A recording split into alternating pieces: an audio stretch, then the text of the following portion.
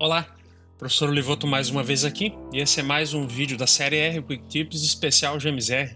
No material de hoje você vai ver como realizar separação e junção de colunas no software R. Quem nunca usou, por exemplo, a função concat do Excel, né? No R você vai ver que tem funções específicas para isso e que você pode fazer isso muito facilmente. Eu espero que o material seja útil. Um grande abraço, tchau, tchau!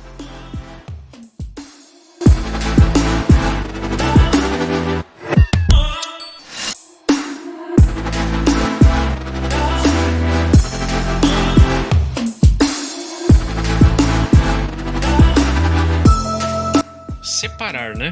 Então, nesse exemplo aqui DF5, a gente tem uma coisa que eu já notei isso em cadernos de campo, né? Mas no Excel, às vezes, não é muito comum de se notar, né? Seria um caso onde nós temos duas variáveis em uma coluna. Então, a ideia nesse caso é separar essa coluna relação, né? O que é? Basicamente, a altura da espiga dividido pela altura da planta. Então, uma posição relativa, daria para se falar assim, da espiga lá no milho, né? Aqui, ela está errado, né? Eu tenho duas variáveis em uma única coluna. Essa função separate do TidyR pode fazer isso para nós, né? Só que aí vem uma questão importante, né?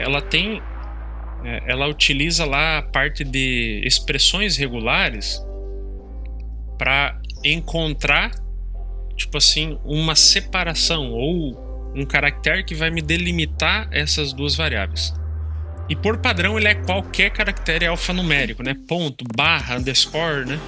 Se a gente vê aqui o padrão da função, o que ela fez basicamente?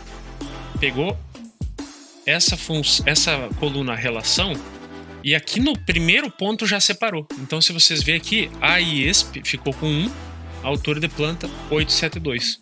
Mas não é o que a gente quer, né? A gente quer separar por essa barra aqui, tá?